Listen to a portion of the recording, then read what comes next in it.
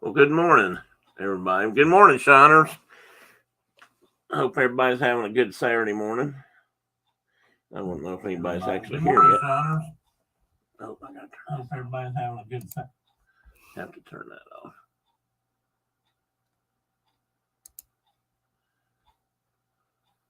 Morning, Francisco. I believe that's you. For some reason, I can't make this screen work right. Bear with me. Can you guys? Well, Brenda, can you hear me? Okay. Nobody else in here yet. Oh, she's not ready.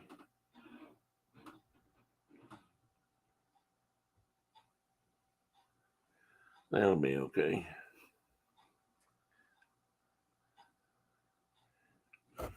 Well, this would sure help if I could get it pulled up to make it viewable.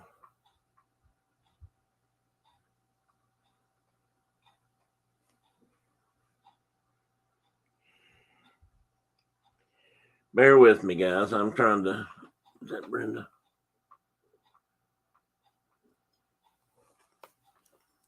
For some reason, I can't get my chat to work here. But I'm not going to. This time, I shall not fail. Everything else is working right. I think I finally figured out what happened to us the last time. For some reason, it was trying to record the video, and I don't usually even do that. And I believe that's why it wouldn't let us go online.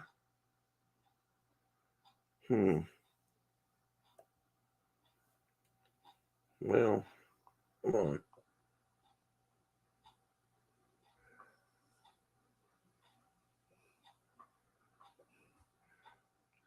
Well, I don't know if I'm going to be able to do this and read chat or not. I might have to just use my phone.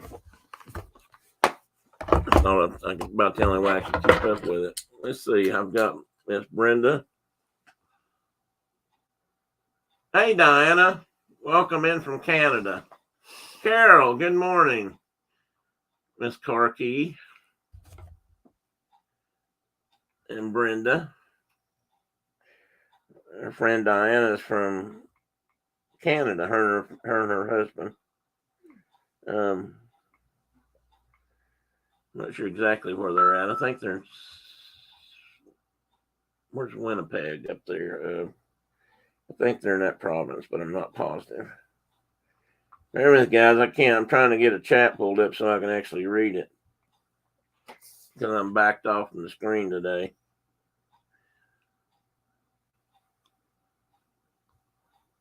Ian, how are you doing, my friend? And Ian is from Colorado.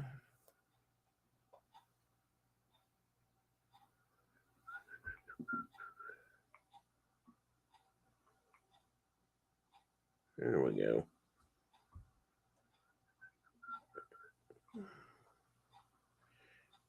Okay. Her friend Diana is from. I may have. Oh, wait a minute. There we go. Now. How's Colorado, Ian? You having a good day? Can you guys hear me okay? Again, I've got things adjusted a little differently than usual. So I'm trying to make adjustments. Hey, Francisco. And Francisco is from California. Big Dodgers fan.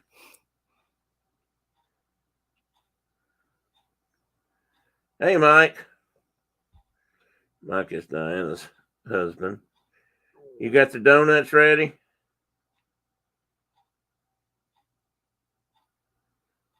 Getting cooler, he said, in Colorado. Those guys about burned up this year. They've been hot as us, I think, except for it being a dry heat, which they always say is not as bad as the humid heat.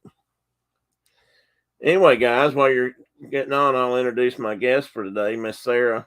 Hi. And can you guys hear her okay too? I want to do I've not had two people on at the mic lately, and I just want to make sure I've got it set right. Hey, John. Surf Bum. John's driving. He's a friend from.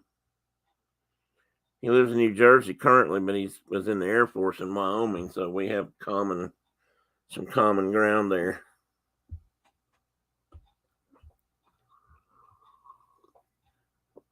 There'll be a few more folks show up in a minute. But this show, or at least the first half of it, was dedicated to Miss Sarah and her exploits. So hopefully you guys will enjoy this when we get started. Ian, I have a short film, but I don't. Hey, Kay, good morning, Ian. But I don't think you'll have problems sleeping through it.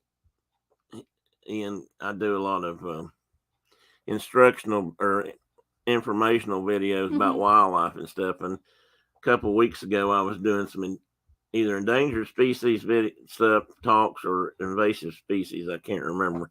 And I had a couple of little short, government kind of videos about explaining those things. And Ian kept saying I was putting him to sleep with the videos, which I remember watching those kind of things at work too. They were kind of hard to sit through sometimes. But I thought these were informative. Formative yet, I had a coworker that used to have a saying about formative yet not too intrusive or something. I can't remember how he put that. Okay, he said everybody sounds good, so that's excellent. Gonna wait just a couple minutes. I know there's a couple more people I think coming, so when everybody gets here, we'll start doing some. I'll start in officially.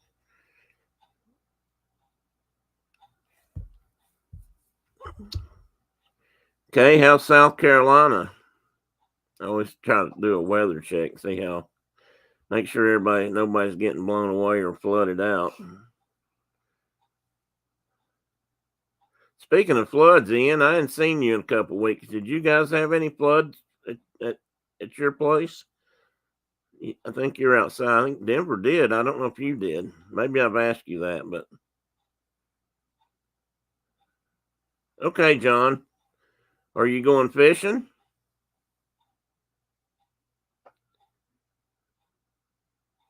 Sunny and 79. I don't know what it is here, but it is sunny. Was it cool or already getting hot outside when you guys came in? It was probably in between. Is it? Yeah. I guess is it muggy this morning? I don't know. Nice. I hadn't even been out the door this morning, so.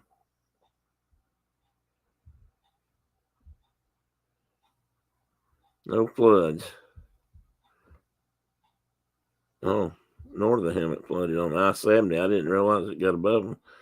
They've had for so much drought out there, and then so many fires, and now they're having floods. So, which the fires add to that, unfortunately. Usually, when you have too many floods, and that tends to wash away California has. He's going golfing.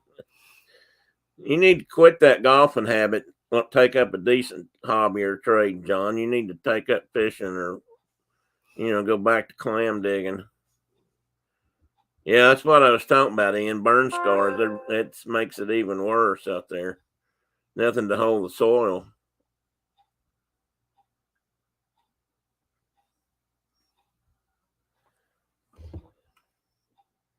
I think Marcus is going to be here. Or Uncas. And I was thinking maybe one or two more, so we'll see here in a minute. And if they don't show up in about 5, we'll start. I can't see my clock. But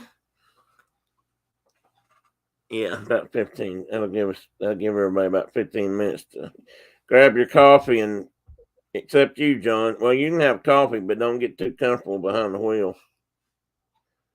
I'd hate to find out you had a wreck because of me. Putting you to sleep, that is. John is in the Air Force, and he was a different kind of aviation. He was a rocket. Oh wow! He was a rocket scientist, not really. I guess not a scientist, but he was a technician, missile technician in the Air Force. Now, your dad was in the Army? Yes. Okay. And you guys bounced around some, I guess, doing that.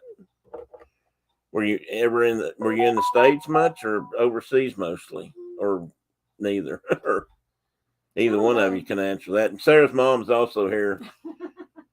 Off to the side. So if you hear another answer.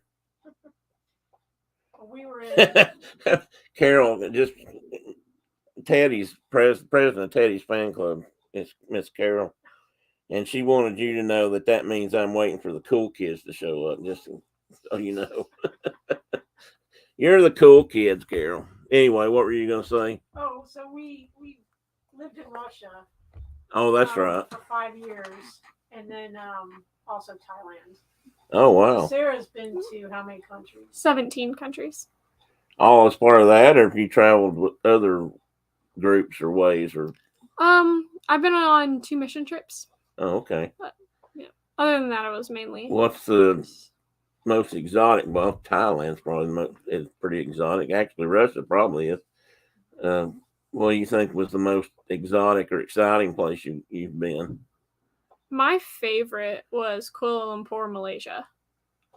Because I loved it was like a mix of like the city, but also like rural areas, and it was really awesome. Kuala Lumpur is the capital, right, of Malaysia? Make sure my geography's still up to date. Well, that's pretty cool. And that in Thailand, so you spent a fair bit of time in the jungly part of the world then, I guess. Did you see elephants and stuff in Thailand? Yeah. It was funny. Go ahead, I'm sorry. When we were in Thailand, there was a road that we would always drive on that in the afternoon we would always have to wait for all the cows to cross the road. And so, like, just stuff like that. It was really funny. That's cool. It's like being out west. Sometimes you have to wait for the cattle to cross the road. I've been there a couple of times. Had to do that. Or you'd be driving up the road and then the cows are just in front of you. So you have to drive like 2 miles an hour just to like wait for the cows until they get off. Different kind of cows though, right? I mean, I don't know what they raise over there. I don't know if that part of the world has like Burma cattle or if they were raising water buffalo or both, or I don't know. I sound like I know something. I probably don't. Well, that is pretty cool. And they're welcoming. You got many welcomes. I'm going to pull up the chat on my phone so I can see it too. And I can't, Julie. I'm trying. Yeah, she's not just Sarah's mom. Her name is Julie. Took me a minute there.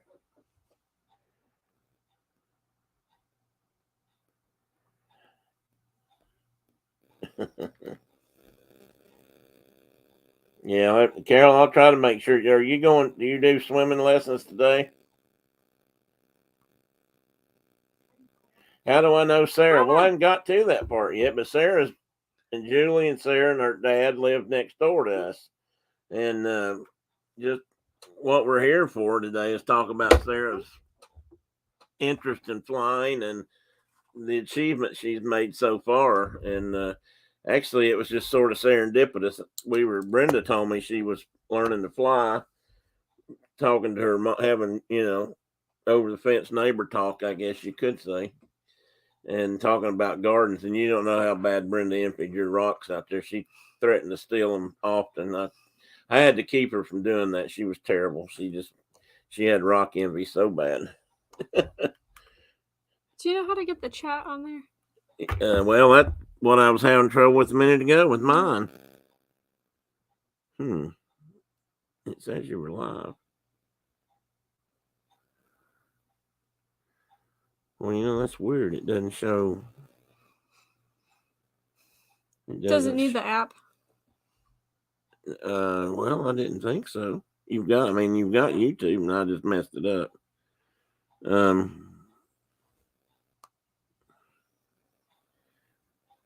Well, it usually shows the chat window right here, but I don't see it on there. My finger. And that didn't change anything. I'll just look at it for you. All right. You shouldn't have to subscribe. We can share the phone. Yeah. In fact, I'll let you just read it. And okay, Carol leaves it in an hour. Okay. So folks are saying it's nice to meet you. So anyway, Sarah came by one day and I got to speak to her. Flying's always been an interest or a passion of mine. I know most of you may or may not know, but before my life as a wildlife biologist, I was an aircraft mechanic for 20 years. And I started my interest in aviation probably started early teenager. I used to build a lot of aircraft models, and just the kind you set on the shelf, not the flying kind. And well, flying kind weren't really cool back then. You could about the only models you could fly were the kind that run a wire, and you went around and around and around, which I didn't think was all that cool. But then later I learned that there's some pretty cool guys do that too. But and Brenda, actually, when we first started dating, I think she might have helped me put together some models. But then I met my buddy Steve, and he got me into flying and that kind of thing. And how did you first get started? I was really interested in like NASA and space and everything. I went to space camp. Cool. But At what age was that? That was, oh gosh, I think I was 13. Okay. I'm 16 now. But and then I was like, well, if I want to be an astronaut, which I'm not as interested in aerospace anymore because I love aviation. But yeah, but it would be cool to go up there. It would be so cool. But okay. I was like, if I want to be an astronaut, then I should probably learn how to fly. And so we were at an antique store here, and we knew the owners, and I was talking to them and saying, oh, someday I want to learn how to fly. And they were like, oh, we'll turn around and go talk to that couple. They built a plane. And so I talked to them, and they took me on my first flight. And then through them, I've just met like so many different people who just like, through them, I went to like EAA meetings here. And that stands for the Experimental Aircraft Association, in case anyone doesn't know. We'll be talking about that a little bit more in a moment. And then through them, I met a guy who started a youth aviation mechanics program. And I'm a part of that. And then through him, I met my flight instructor. And it's all just kind of like domino affected. So they did have the youth club already started at the Sky Ranch, right? Yeah, we've been around for about 3 years. Oh, cool. I didn't know how long it'd been there. I didn't know if you guys were you would have been one of the first ones then, probably. Mm-hmm. I mean, it's been there that long. And that first flight at 13, I think. 12. 12. Yes. Did you got to actually put your hands on the controls and fly a little bit? Yeah. Is that right? Mm-hmm. See, that would have been amazing. I can't imagine, because I didn't start actually getting to fly till I was probably 16, or maybe 17 even. And but that would have been both probably, it would have been terribly exciting and probably a little bit scary or apprehensive, but it would have been so much fun to get, actually have hands-on controls at that age. I can't hardly imagine that. I'm going to go ahead and put up my screens here, guys, so bear with. Sometimes this causes me a little bit of heartache because I never can seem to do it right the first time. And you'll know a little bit more about what we're talking about.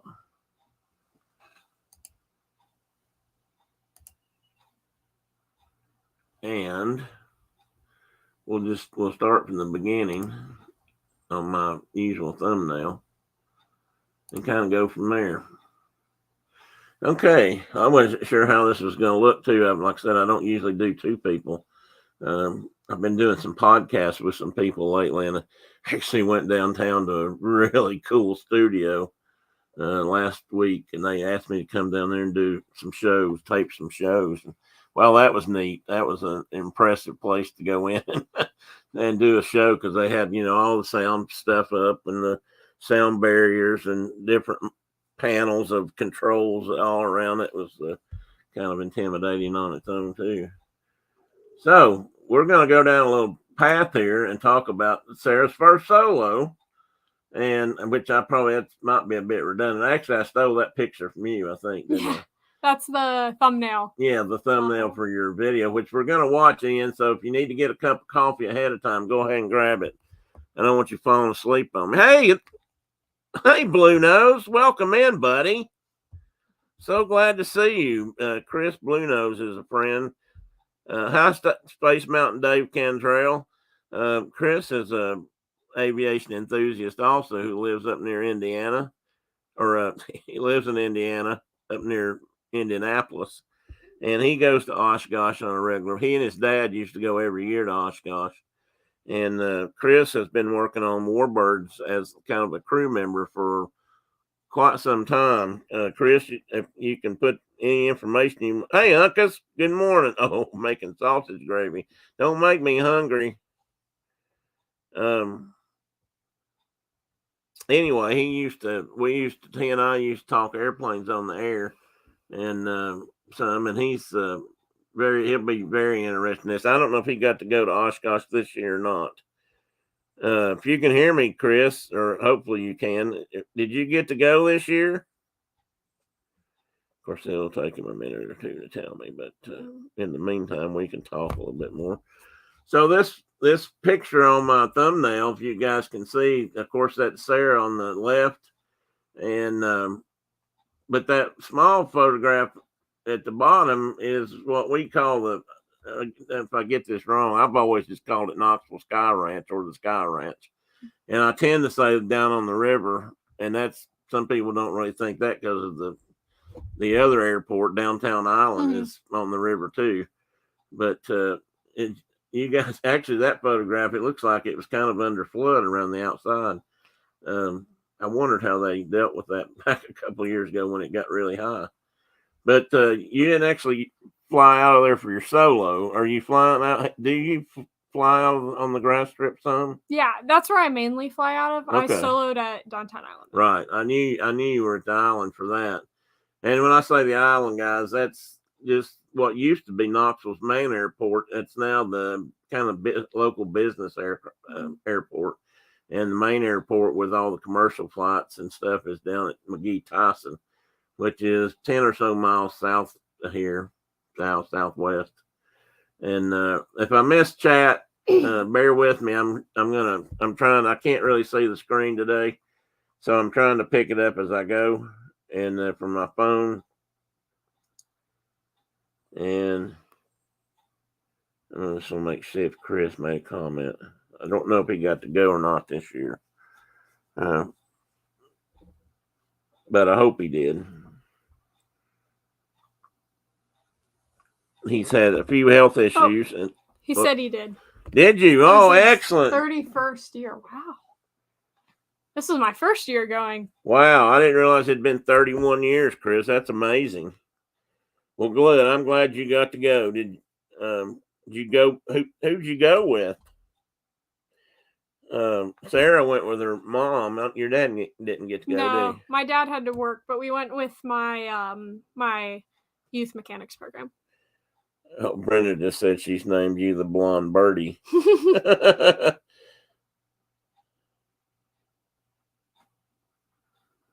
That's a different island, Marcus.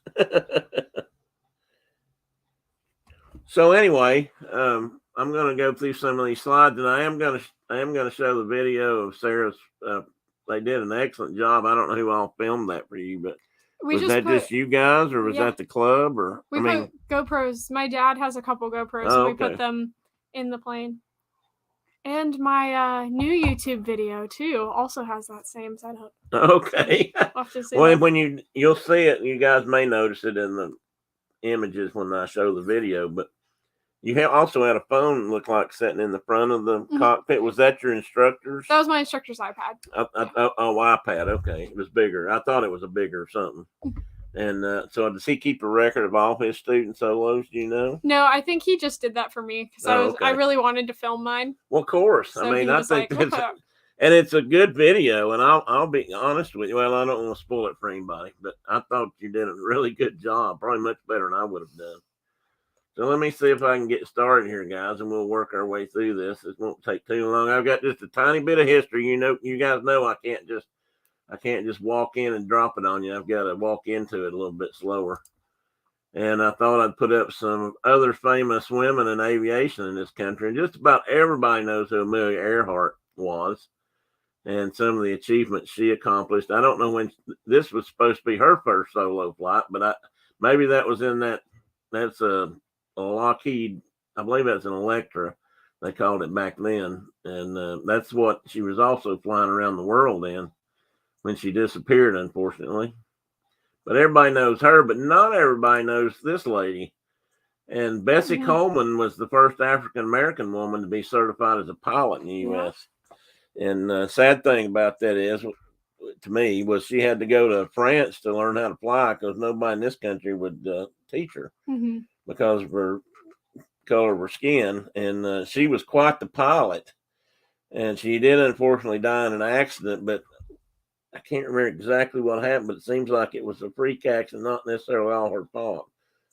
In fact, she might have been, I can't remember if she had a student in there or something happened, but she was quite the pilot too. And you don't hear much about her unless you go looking, and which I think is also sad.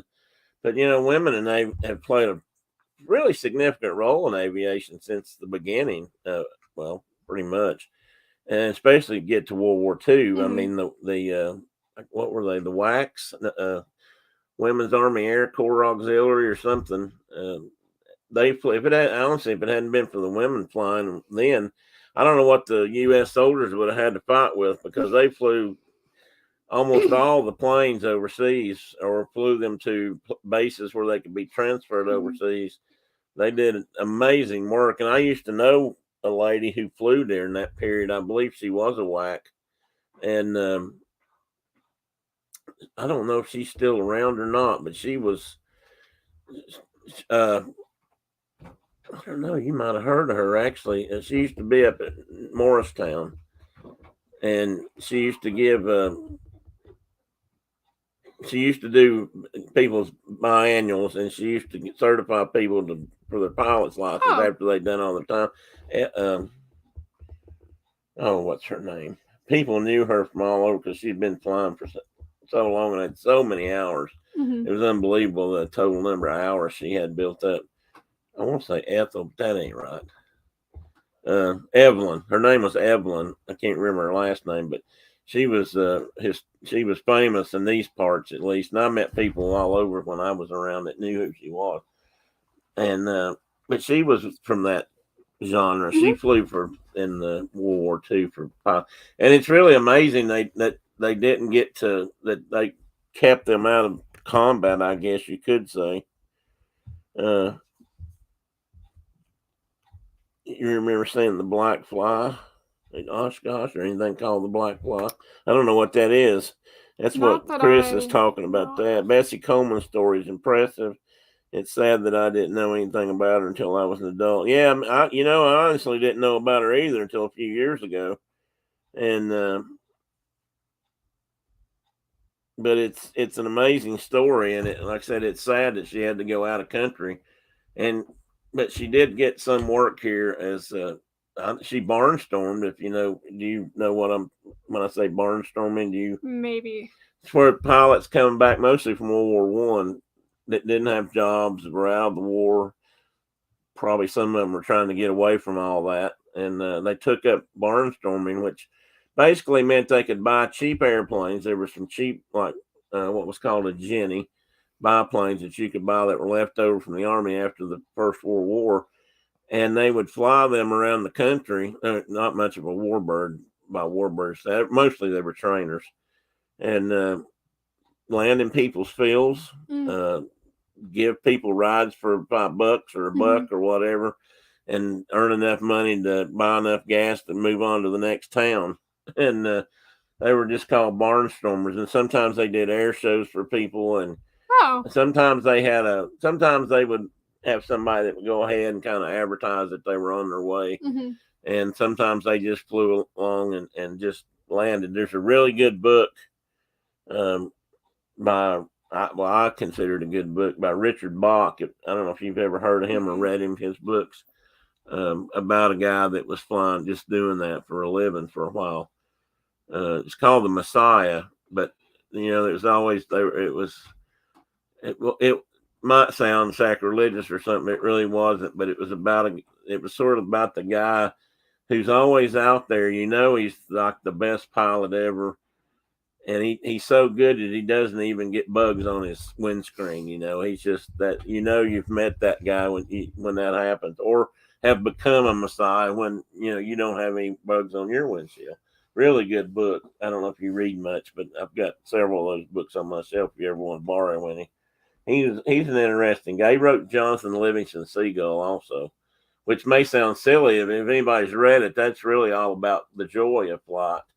And it's worth reading. It's not a very big or long book, and it sounds like a kid's book, but it's really pretty interesting. I hope your mom's okay. She got choked up there on something. Here you go. You can look at that if you have any questions or in there to answer, or if you would like to say anything. Yeah, if anyone has any questions for me, I can totally answer them. Yeah, just put them in the chat, and we'll eventually find them and try to get to answer all of them. So anyway, that's a little bit of history of women in aviation. I meant to put some whack photos in here too, but I missed those. And so here's the Sky Ranch, and this is where Sarah. That's my home airport. That's her home airport. Yep. Yeah, this is where she kind of got started or hangs out. Yep. And this is sort of a neat little airport. I've been over a couple of times. You okay? Yeah. Got water. The at one time, because of its location, a friend of mine and I were, or he was mostly, and I was going to be involved, but he was trying to get maybe some hangar space and put together modify some Republic Seabees, which was a float plane, and use them to modify them, put a new upgraded engine on them, and actually add a plug in the fuselage to make them a little bit longer. And I always tell everybody, if you've ever seen James Bond movie, The Man with the Golden Gun, he flies one into the island to meet the guy with the golden gun, although that was actually a model, but still looked like one. There's one of my squirrels. So anyway, this is the island, and you see it, as you can see, it's a grass strip, which I think is really neat. Not a lot of grass strips. Well, there's probably more of them than you realize, but you don't see them much. And they've got some T hangars and things. And this is, of course, on the left is the aerial view of it. And you can see, it's right on the river. And I'm sure there's been more than one airplane in the water there over the years. I know of a couple. But and this is about probably 7 or 8 miles from here, maybe. I guess about it depends 20-minute drive. Yeah, depends on traffic and how you get down there and stuff. Neat little place, though. I mean, it used to almost be like a kind of famous around people talk about. Oh yeah, he was down at Sky Ranch years ago. This was years ago. I don't know. I guess because of where it was at on the river, and it was just kind of unique, and people talked about it. How long is that strip? Do you know? Oh gosh, I don't know, but a long time. I mean, how long is the runway? I'm sorry. I thought, Is it 3,500 feet? Something like that. Yeah, I think it is. I don't know if it's more than that or not. But anyway, pretty neat place. And Sarah, you also were learning to work on airplanes, right there? With the Sky program that I'm a part of. And then is that also part of the club, or is that a separate program? It's separate. Oh, but okay. the guy who runs it, his name is Jesse Katz. He's a part of he's part of Sky Ranch. Okay. And so we're the Sky program, which stands for Sky Ranch Knoxville Youth Aviation. Sky Aviation. Well, that's cool. Yep. So, and what have you guys been putting together? A Cessna 172. We've been okay, so pretty much a standard high wing trainer Cessna. Yeah, we finally gotten to the point. It's almost done. It's been 3 years, and it's almost done. But we've been it finally got painted. It has decals on it and everything. Then. Yeah. Because that's like the last thing you do before you get ready. Have they test flown it or anything yet? They've done test taxiing and everything, and practicing takeoffs with it, but haven't not actually gotten off the ground, but just got them up to speed. Full throttle. Okay. Yeah. Oh, that's cool. And is it an old 172 or just middle age? I mean, it's nothing. There's nothing special about it other than it's 172. No, yeah. Well, that's cool though. That's what they flew when I was at Embry-Riddle. That's where I did my mechanics training. I don't know if you've ever heard of Riddle. They were kind of famous many years ago. Embry-Riddle's one of the most famous. Yeah, well, yeah, it's grown a lot since I was there. When I was there, it's a huge campus now with lots of students. They do a lot of things besides just aviation now, I think. But that's how it started, and they still have that name in their title, or aeronautical engineering program or university or something. But when I was there, we were just in an old T hangar or a Quonset hut kind of a hangar over by the racetrack. on one side of the airport, and the buildings that they had were on the other side. Is where the pilots went. That's where they kind of went to school, and we were sort of separated. Hey, you know, pilots versus mechanics. That's always been a thing, and it still is. But they flew 172s primarily, and then they had Moonies, which were what they transitioned to for retractable gear stuff, which you've flown a little bit too with people, right? Yeah. And in fact, we'll tell that story in a minute. It's got to do with Oshkosh. But anyway, that's the Sky Ranch. And these are pictures of Sarah. And I've got the first picture of Oshkosh. This is the upper left is a photo or a shot that I sort of borrowed from the local newscast company, the ABC affiliate here in town. I believe it was. I think it was WATE, wasn't it? And they did a story on, I guess, is this right after you soloed? Yeah, it was about a month after. Okay. Yep. And then, of course, this bottom link is the one that once we get to the video, you'll see. And this is an excited Sarah at Oshkosh. Yep. This was I don't know what day this was or anything, but that was the first day we were there, so Thursday. So that's really cool. Awesome. And I don't know, Chris, I don't know what days you were there, but and we'll get to that in a bit, but I'm sure you saw these same things. So that's what the next couple of pictures are about, is her visit to Oshkosh a couple of weeks ago, first part of this month, I guess. And now this would excite me a lot. This is one of the few, or maybe the only B-29 still flying. Did they say? Do you remember? One of the few, I believe. I believe there's one more. There might be a couple. And as you guys can see, Disney fans in the room can see, this one's named after Doc. And this is what's known as nose art, which was a very common thing in World War II. And I think they are doing this again more on military stuff. They're allowing them to do that. The crews nickname their airplanes. I don't know how they came up with all of them, but I don't know if they voted on that or if it just came to them like, you know, we name our motorcycles, and our motorcycle riders name their motorcycles. And we usually say it'll whisper their name to you if you listen close enough. So maybe airplanes do that too in that regard. But of course, the B-29 is famous for the atomic bomb drops, which are, I guess, both heroic and sad. I actually met a guy that flew when they bombed Hiroshima in World War II. There was a chase plane, a second B-50 or a B-29 that followed, and I actually met and talked to a guy that was in the second plane, and they were doing the photo report of what happened. And to hear him tell about it was pretty amazing too. And he said, not to be Timmy Downer here, but the destruction and stuff just amazed them. They had no idea. They actually had no idea what was going to happen or what they were going to see. And they had to fly in 30 minutes behind the bomber, but even then they had to put on all the flash goggles and gear to, you know, just to be there. So. But that was unfortunately, I think that's what the B-29 was kind of known for. And then they actually flew them also used them in Korea, at least for a while. I don't know if they made the whole war or not. I'm not sure when the other jet bombers came into play. And Chris, you're welcome to put anything in the chat that you want to, that you know about. Mike Kerbal said something. Did he ask a question? Right here. He might. I don't know if he did or not. Did you see anything to answer? I don't know. Is that one? Yeah, right here, Mike. It says, I hope there's more of those eventually being restored, so there's more than 2 flying. Yeah.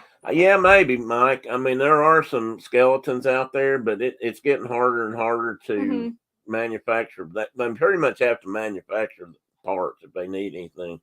And the engines are getting harder to get, and less and less places that will maintain them. And the airplanes are usually maintained by clubs or groups like the Confederate Air Force, for example, which is a group out of Texas that, I guess, wealthy guys that had a bunch of warbirds, and they created that and then maintained and took care of trying to save warbirds for years.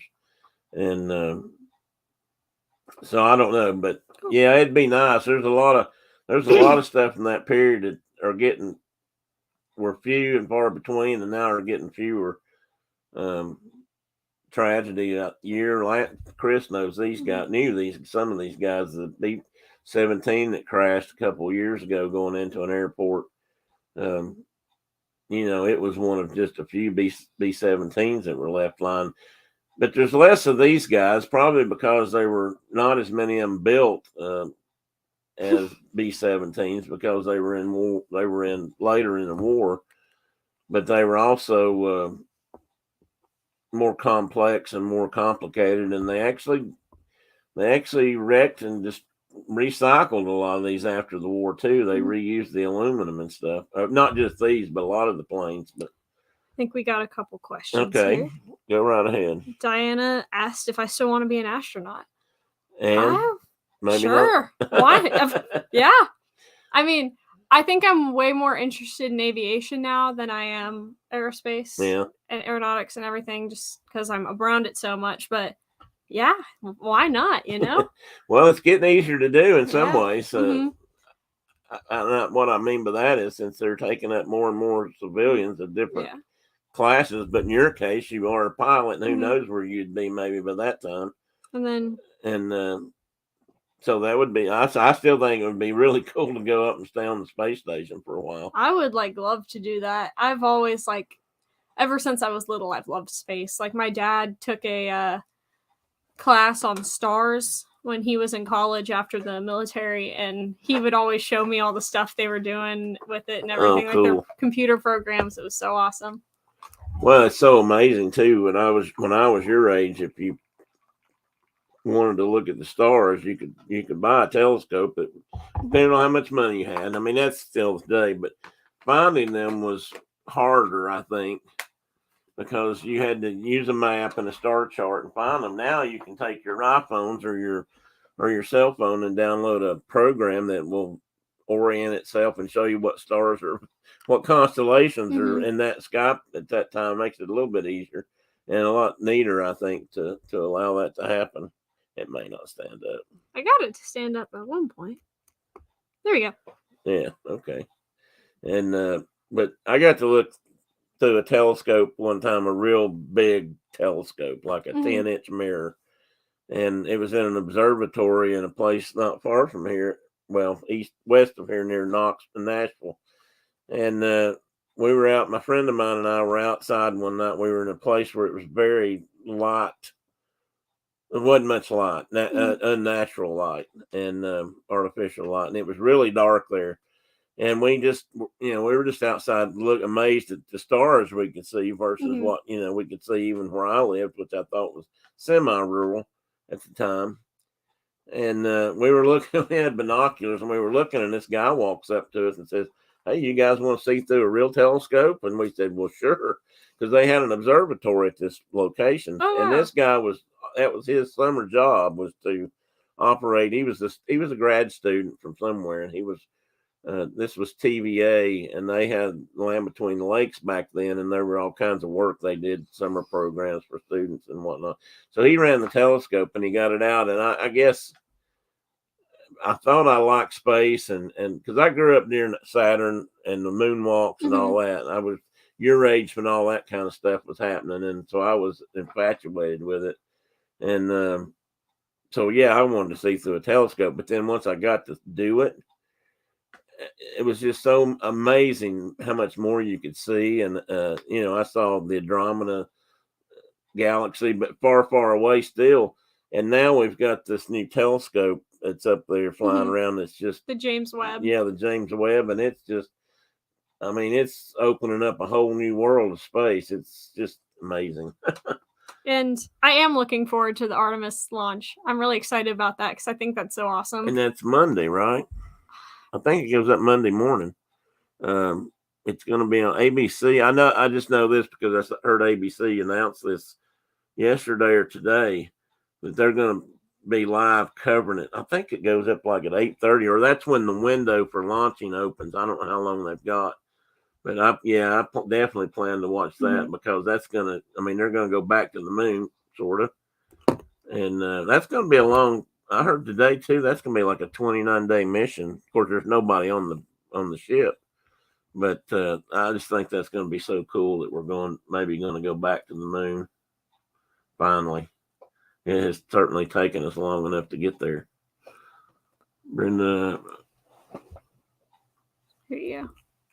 I don't know what she's saying. She's saying, "Let's She said for me to let you talk. That's funny. Hey, Shelly, I didn't know you were in here. Let me catch up just a little bit. Okay, well, he's the one. All right. Blue Nose 352 was a Mustang, a famous Mustang from World War II. There was a group that painted their noses blue, and Huh. that's where he got his nickname. But the Onyx is also, he really likes orcas, and that's an orca that was named in a group. I will let you talk some more because you're the one that needs to talk. So tell us about the B-52 and your reaction to all this kind of stuff. I'll turn it over to you for a moment. So I didn't know too much about Doc, but my two friends I went with, and some of the adults, like, that's their favorite plane, like, ever. And so it was really cool. Doc is absolutely humongous. Yeah. It's insane. When you can kind of see it in the pictures with the other people and everything, but walking up to it was just like, oh my gosh, this is like, this flies, like, it can get up in the air. Like, it was so crazy. And especially that all the warbirds at and like older planes like this at Oshkosh flew there. They didn't, like, none of them were on trailers or trucks or anything. They all flew in, which was really awesome. That like these planes are like so old, but yet they're able to still fly. Yeah, I think that's something people don't think about with airplanes. A car built in this time period would be considered a really old car or an antique or wore out and gone and have lots of miles on it and stuff. Airplanes don't age the same way as cars. Yeah. So it's to realize, for some people to realize the age difference is amazing. And you've seen that, so you know about that. So, and you really like the warbirds. Let's see, I've got a couple more pictures here. I'm going to go ahead and show them. Oh, well, these aren't warbirds, but pretty cool airplanes nonetheless. Do you know anything about these guys? No, I don't think I saw those when we were there. You might have taken that picture. Oh, at one point when your mom sent me some pictures. So when we were with the warbirds, me and my friends like went off and went to go see them. Our like favorites. There should be a picture of me with my favorite one.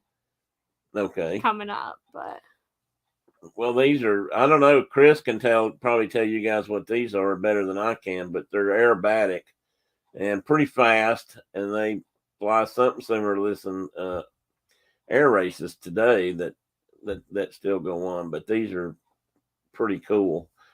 Don't know if these were home built originally or not, but I think you can buy these now manufactured, but of course they don't build a lot of them.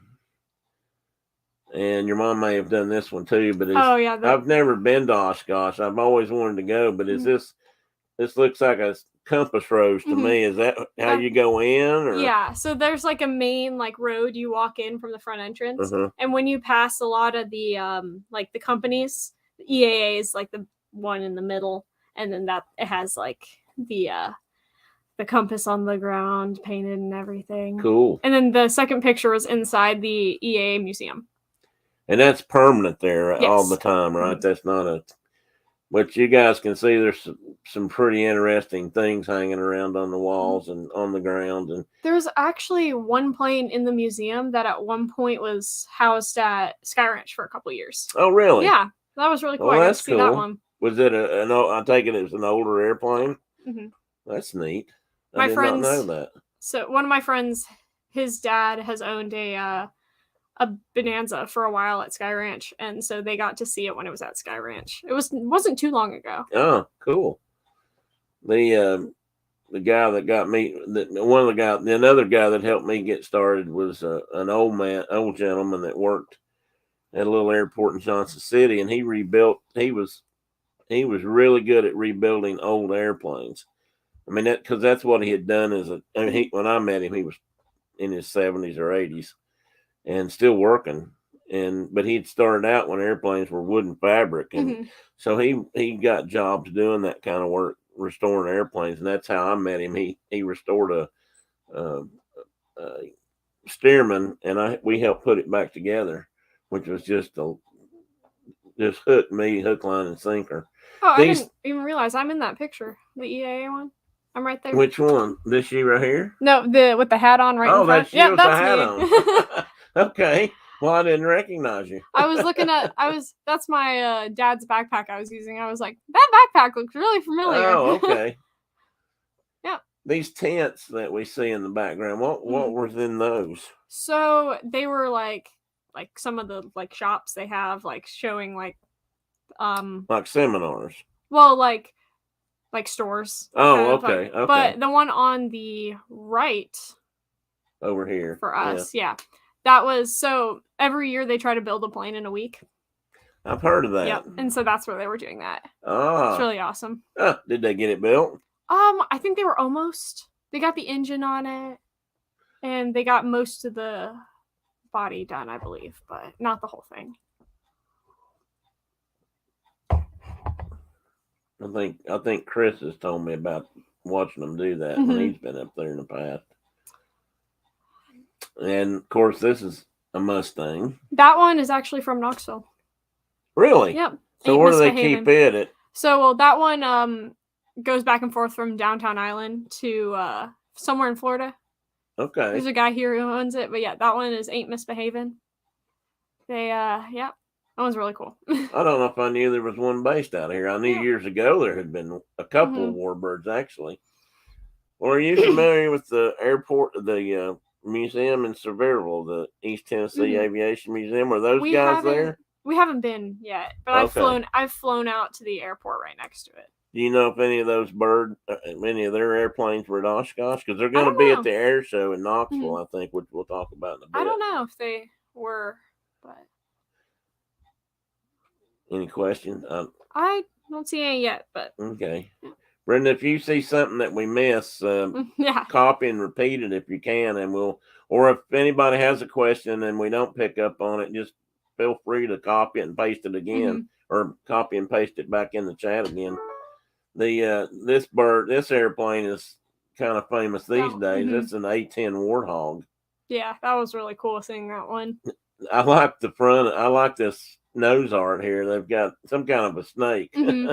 Which I thought was kind of interesting. You almost can't tell what it is until you really look. But of course, this is a newer Warbird, if you will, and that's that big cannon in its nose. And those have been, as a ground support plane, it's been pretty famous in Iraq and places like that we fought in recent years. And this was the last slide I put in here, but I'm going to show, we'll pull up your video now. That's what I'll do. Oh, I don't know if I can close that from here. All right, guys, bear with me just a minute while I pull this up. It should work. Let me know if you guys have any trouble with seeing this, or maybe that's the wrong thing. Yep, that's it. So it's the video. Yeah, it is. Why is it showing something else? Why is it not coming on either? Let me back out here and come back to it. Oh, there's my YouTube channel. See, there's my second video. This is Sarah's YouTube channel. If anybody wants to, check out her videos, and there's the new one with some kind of a new backpack. Yep. And that was actually, I can talk about them a bit. So Flight Outfitters is a pretty big brand that has a lot of gear for pilots and everything. Like they make flight bags and like just pretty much everything that you would need. And so I'm now a Flight Outfitters influencer, which is really awesome. Good for you. Thank you. I was able to, so when I recently I also got a scholarship. I recently got a scholarship from the EAA chapter not too long ago. And the president of Flight Outfitters was there. And he got me like hooked up with with like what they're doing and everything. And I got one of their flight bags. So I put that in the video. like showing the flight bag and everything. Well, we But- may have to watch that or some of it at least. Now, when you say a flight bag, when I was working and when I was doing this, every pilot I knew pretty much, at least every pilot that flew for, a company or was business pilot, or they all had a big flight bag or satchel that was full of their charts. That's what people put in them. What does a pilot today carry up? I don't know if you have to carry all those charts and stuff anymore. So a lot now, the big thing to use with flying is an iPad. So I recently got an iPad too, but Now, is that a standard thing that it's iPads and not just any tablet? I think mainly like the software works better on iPads. Okay. Because I know a lot of pilots who like everything they have like for their personal stuff is like Androids or Samsungs or stuff like that, but they still use an iPad for flying. So it might just be software, but interesting. I'd seen iPads being used, and I didn't know if that was just kind of the standard they'd gone to. But yeah, when they used to carry not a slightly different bag. It looked more like a big. I can't say a briefcase. It looked more like a suitcase. The top opened up, and they'd put all their paper charts in there, and for different airports and different flight areas. And usually, if a pilot was taking maybe a long trip, they would actually have to have a couple of those different books for the course of the flight, starting one end up in another. And so the bags were actually kind of heavy, and they almost always had it with them. I mean, they pretty much carried it everywhere if they were going flying. So it was that's really interesting that you're doing that now. And then that video, the second one, is also a dual cross country me and my instructor went on. Oh, okay. So that's just kind of the whole day with that. How long is that video? It is 7 minutes. Okay, around. well, we can do that.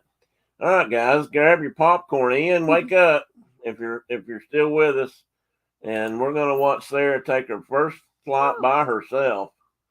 Also, thank you for subscribing to my YouTube channel for everyone who did. Absolutely. I really wanted awesome. to keep up with it because, well, just because. Yeah. I don't think we're going to be able to listen, but I don't think. Right here. Right there. All right. You got this? Yeah. Go through it, all right? Mhm. All right. Don't be nervous about it. Just pretend I'm sitting next to you, not saying anything. Okay. All right. That's easy to do, isn't it? All right. All right. Young lady, let's get away I from do you. have a question real quick. Yes. Before we go any further, guys, does that sound, if we listen, is that causing too much trouble in the chat? I mean, in the room, is that, why is that stuck on that picture, I wonder? I think that I saw that they have the right one over here, but I think that one just was lagging. Okay. But yeah, because all the comments are still working with what we're saying. Ian thinks that your video won't put him to sleep.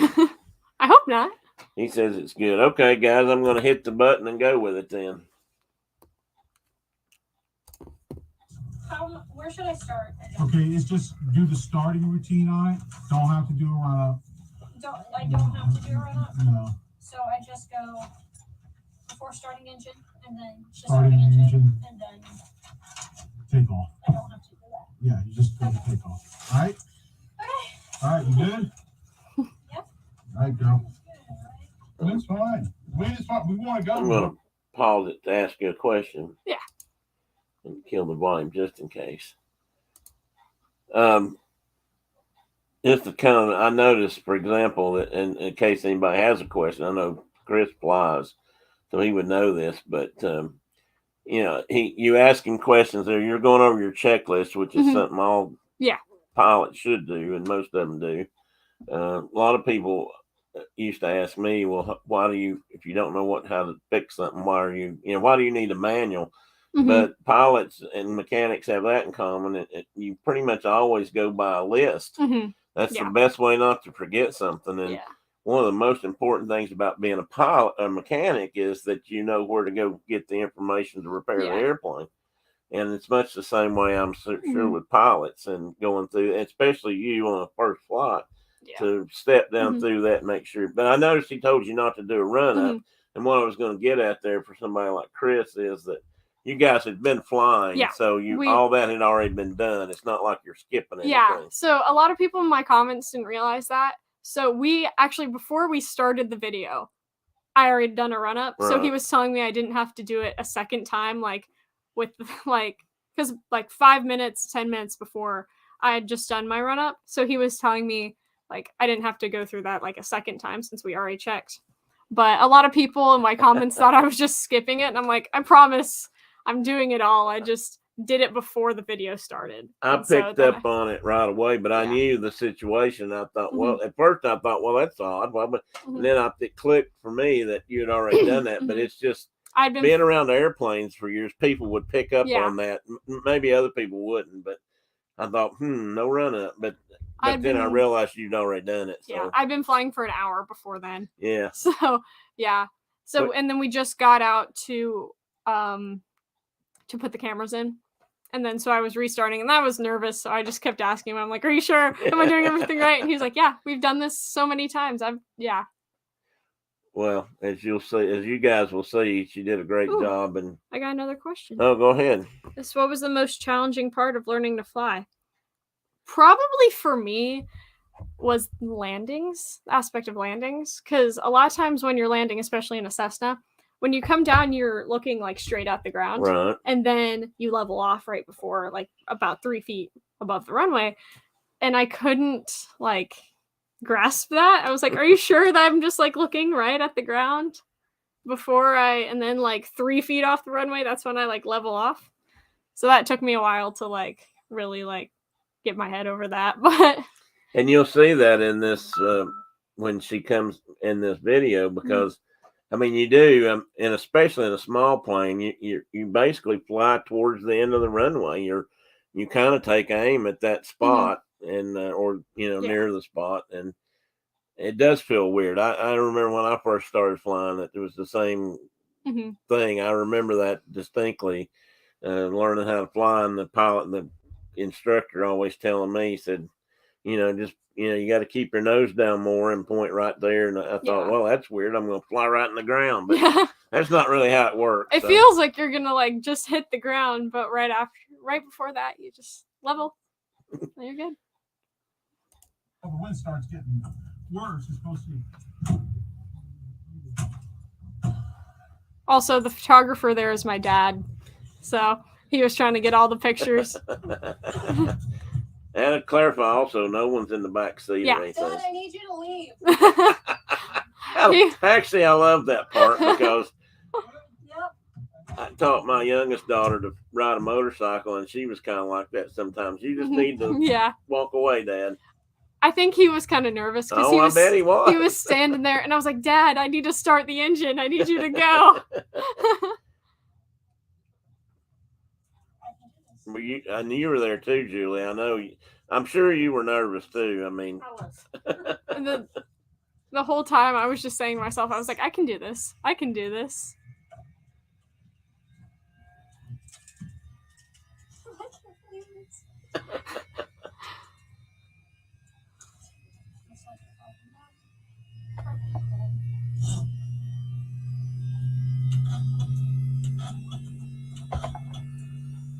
I had my nails done and everything too. Well, you had to be looking right for the flight. Might as well do it right.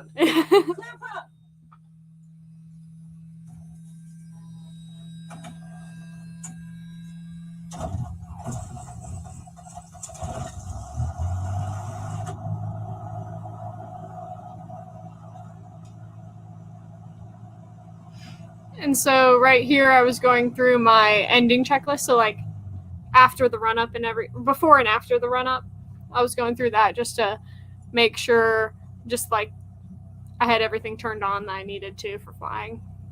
That you have to turn off at the end of the flight or stuff like that.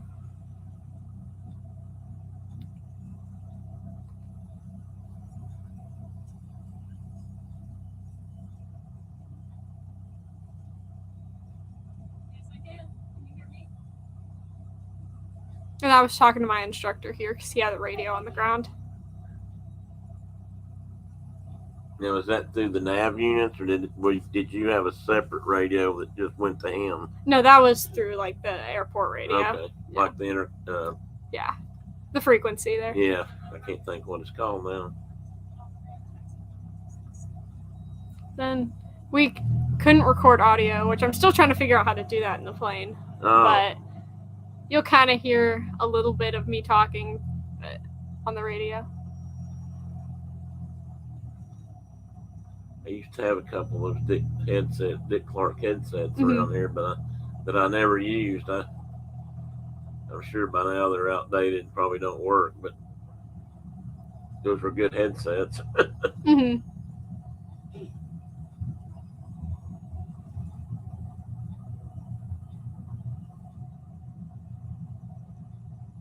Or Dave Clark, whatever they are. David DC. Clark. Yeah, not Dick Clark. He was a rock and roll guy. Did American Bandstand for 400 years. And then I think it shows I keep looking over to my left. It's because actually another lady who was flying was coming over midfield, and I want to make sure I was like doing everything right. Oh, okay.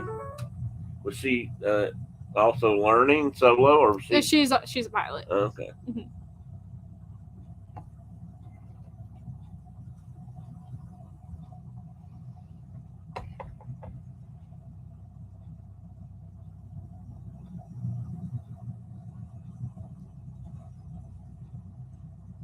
I just commented that she's steering the plane with her feet. Yeah.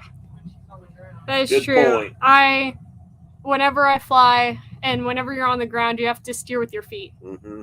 so you can't use the yoke, which is kind of crazy, but When most people first get in an airplane like this, that's the first thing they want to do is they assume Yeah. that's a steering Mhm. wheel.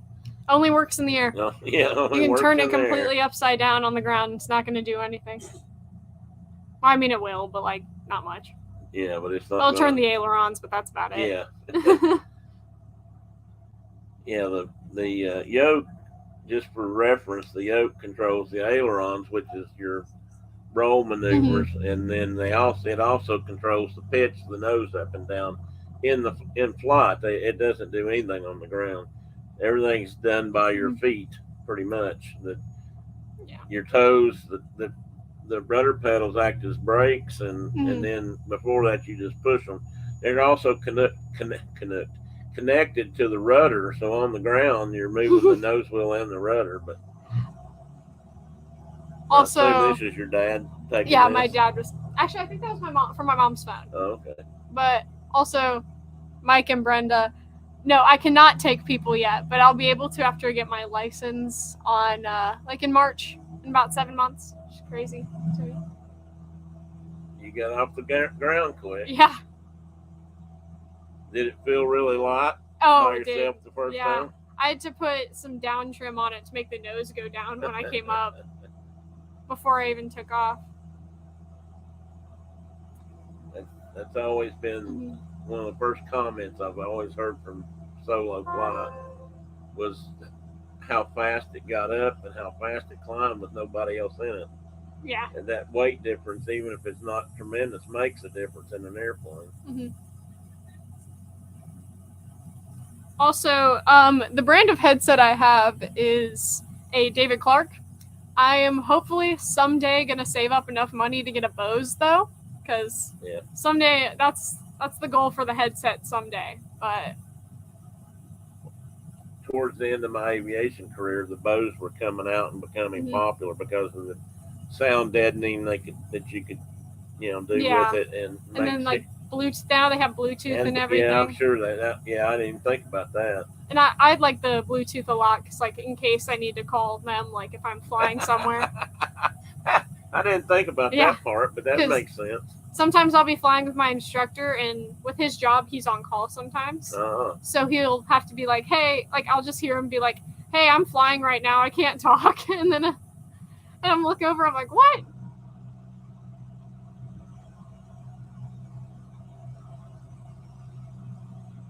And just also to clarify, tell them what a solo flight amounts to, your first solo.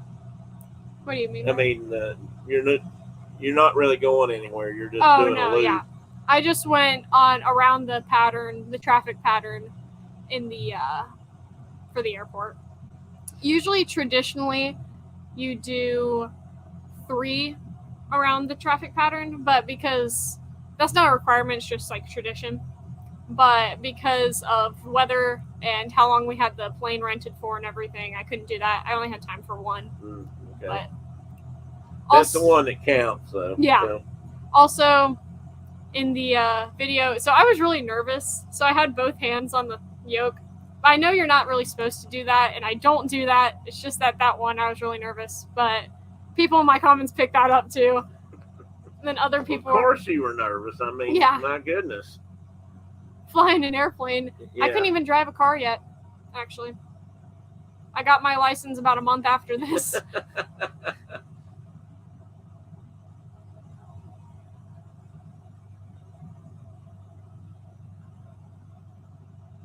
So I think I'm turning base here. Uh-huh. Base to final, maybe. Let me see where I am. Yeah, I'm about to come in on final. Okay.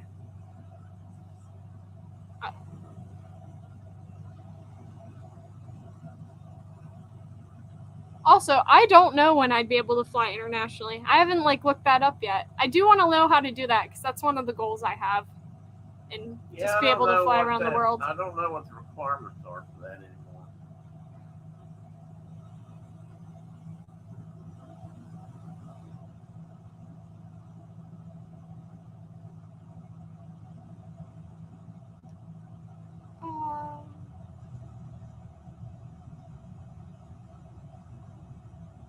This was the craziest part for me. I was so excited.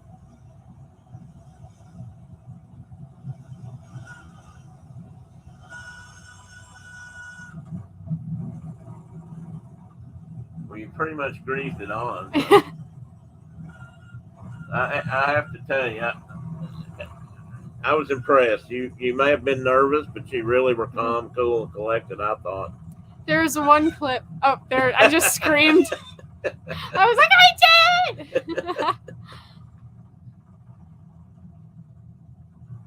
Hey, But buddy. there's one clip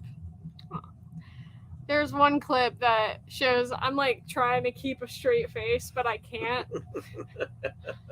Well, you didn't really have to, but I get it. It's quite a feat. I mean, Mm-hmm. It was absolutely insane. I was so the best way I can describe it is it feels illegal that I'm allowed to do that, but I'm allowed to. I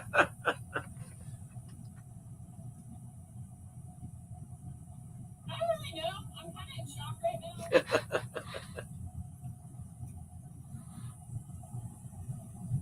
I kind of wanted to just get out of the plane and celebrate. oh, I'm sure you did.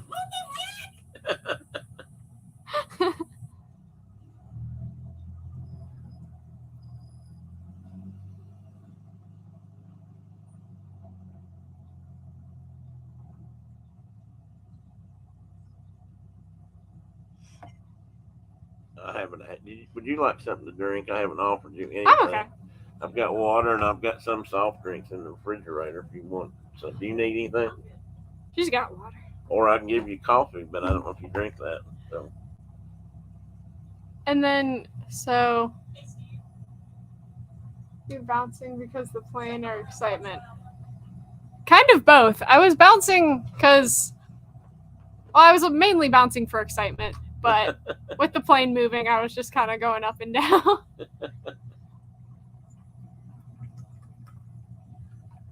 And, small airplanes like this, to some people, when they probably sound like they're going to fall apart because they just make noise, and it's just kind of what you get used to: the brakes, the wheels, the landing gear, just things that rattle, and it's not like taking off and landing on a jet plane. Not that they don't make noise too, but it's more insulated. Small planes like this have very little sound deadening in them. So all the people you see on the right side are all the people who were able to come watch me. The couple that took me on my first flight. Oh, they were there? They were there. A family that we know that the husband, he was an F-16 pilot for a while. Wow. They came, and some of my friends came and everything. It was really awesome. Cool. And there's my dad. Nothing like flying in front of an audience for your first time other. And there's my dad with the camera taking pictures. At one point, I was like, "Dad, you can't just be standing in front of me." He was farther away, so he was a good distance away. But in the video, you can't really tell. That's my instructor, And what was his name? Steve. Steve. And if he has, does he have his own? I mean, does he work for the airport, or does he work on his strictly on his own business? Or? So he's under Sky Ranch's. Oh my God, aren't you so There's a. man, that's awesome. Your takeoff was beautiful. How hard did you find any pitching issues? As Randy. Who's Also, that? another guy from our airport came with a little like kazoo. I just added some down trim just a bit. Okay, No, that was cool. good deal. The landing looked great. I mean, nice and straight, wing straight, good flare. Good job on that, young lady. Good job. Well, proud of you. Okay, so this is the wrong clip that got inserted actually, but most people don't notice. And so whenever that clip is that's a clip from before I actually flew. Oh. We accidentally put in the wrong one, but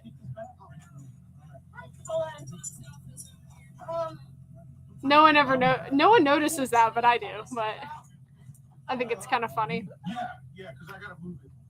I think when I watched this at least one time, I think I noticed it was talking about something. Completely I knew different. it was pre-flight or something. Yeah, it didn't sound like your post-flight. Yeah, because I look nervous in this. Yeah, But yeah, more nervous than just excited. Well, yeah, both, but but there we go. Now That's the we're right back. clip. There's my dad. yeah. I can't believe it.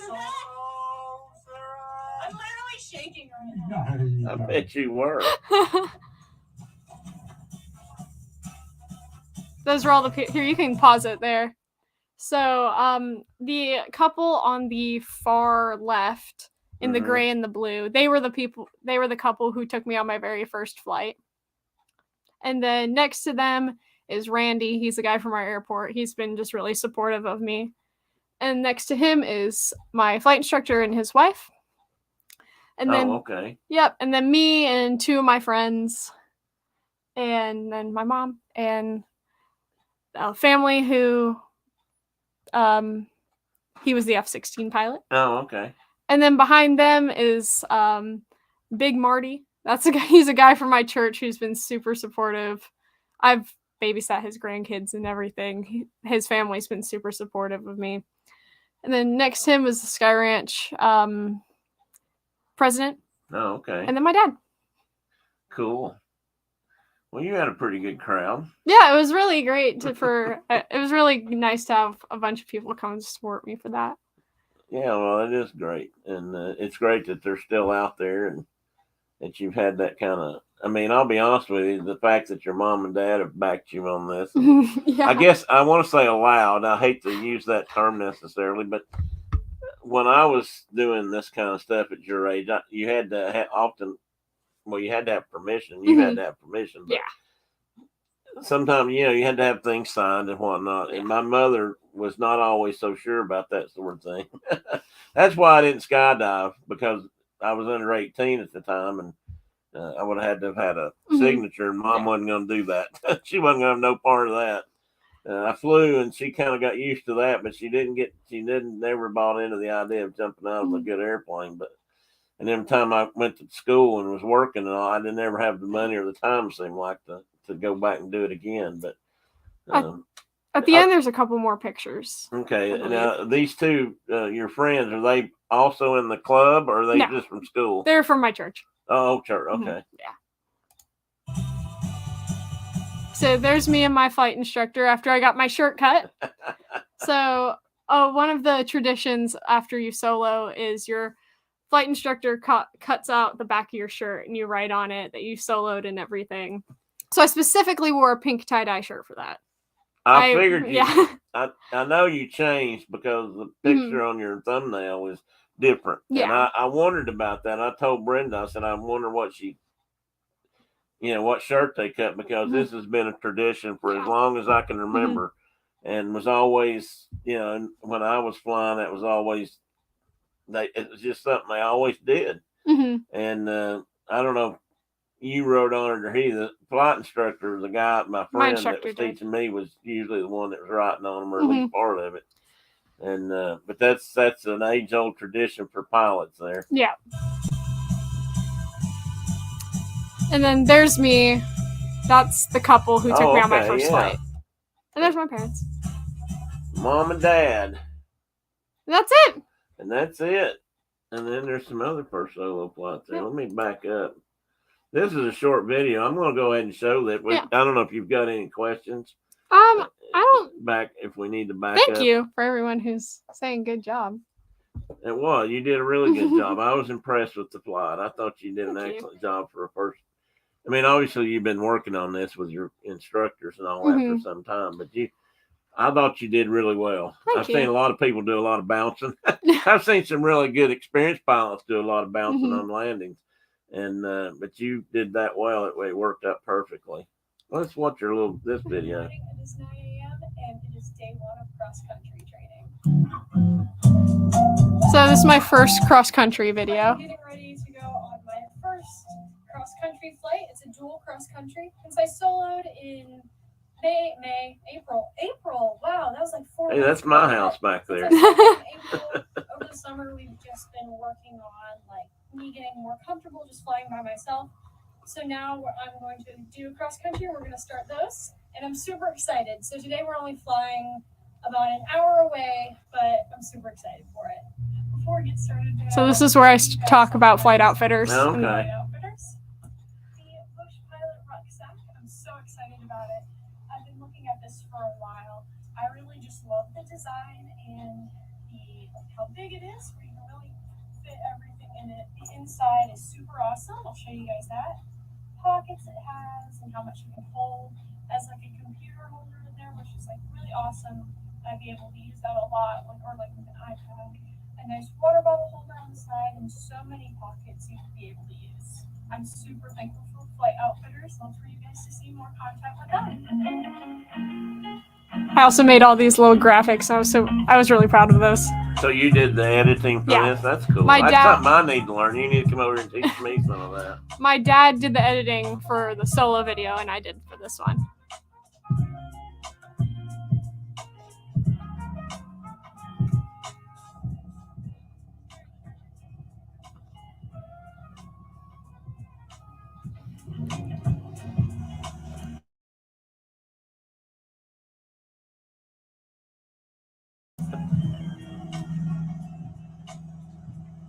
Except I will ask, where were you going on this cross country? So Greenville. Okay, well, I've been in Greenville many times. Did you land there or just? Yeah, I used to hang out at Greenville a lot. We had to refuel in Greenville.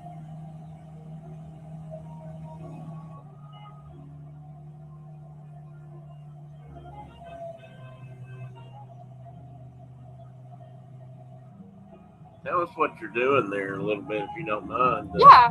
I'm going to stop this a moment, or Yeah, maybe totally. back it up just a little bit. So we were just flying. There's a clip of me, my instructor's on the controls, and I have an iPad. Uh-huh. And I was just I was looking up like the runway and the frequencies and stuff. I had the frequencies on a paper that I would need and everything. And that's the kind of stuff that's in most pilots will have in their books. Yeah. All airports have what do they call that? A call frequency. What is that called? Chris, tell me what that is. What's not intercom? It's maybe they don't even call it that anymore. It was Greenville, Tennessee. Yeah. That was where the airport was. And that kind of stuff is listed in your charts or in your books, so you know when you're going to an airport, kind of what their airport, their runway directions are, and all that kind of stuff. ILS and the landing system, all that stuff's in those charts. That's mainly what's just on the iPads now. Well, okay, Mhm. and that's So when I start this back up, I noticed you're doing several things with your hands, Mhm. and just walk us through some of that as you see yourself doing it. Yeah, so I was making sure to keep my hand on the throttle because that's what a lot of people Yeah. said about my last video. But just depending on my altitude or airspeed, I was just changing the throttle out, like pulling it out or pushed it back in.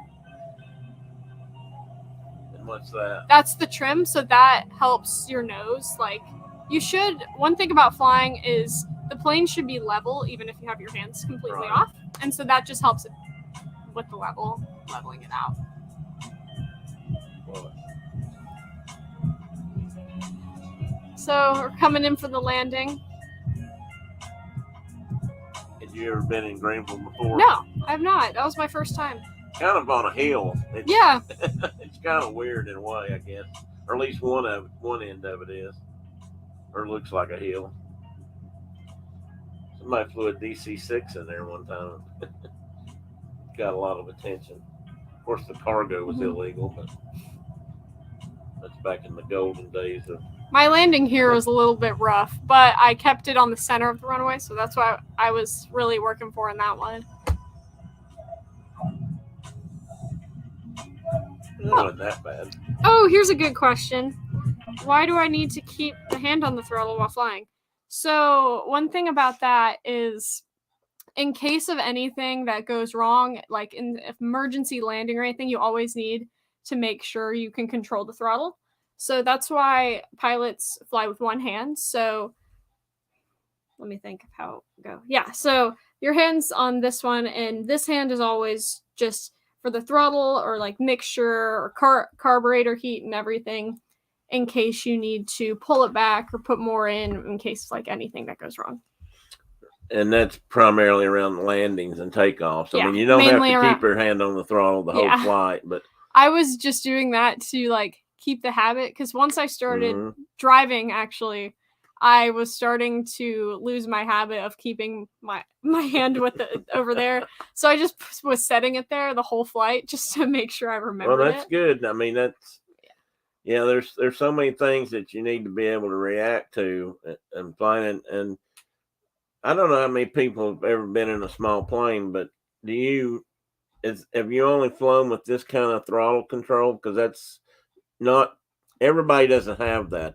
That's a vernier throttle, we used to call a vernier throttle. I've mainly used just that throttle control. So sometimes it's just a small stick. But, it looks like just a handle. Like that. Yeah. And I saw that when you were flying, when you did your solo, and I thought, well, that's kind of cool, because that's sort of a more precise throttle setup, because you can actually turn it and screw it in and out you can slightly tighten it and everything. Yeah. All right, let's finish your landing here.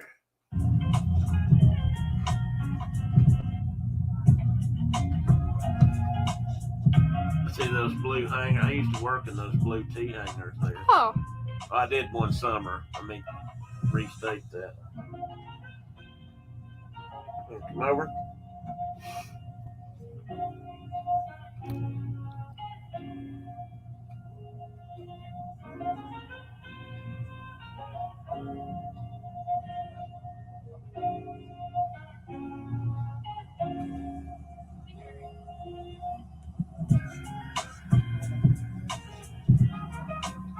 Got a question from me. What altitude are you flying? Oh, okay. So I usually fly around here in Knoxville. I usually fly about 2,500 or less than 2,500, just because McGee Tyson's airspace. But here, I believe I was at 3,500 because we were out of the airspace. Yeah, and I'm not sure what the Greenville Airport might be. 15. It's higher than here. Mm-hmm. Elevation, just itself, ground elevation. And then this is when we were coming back.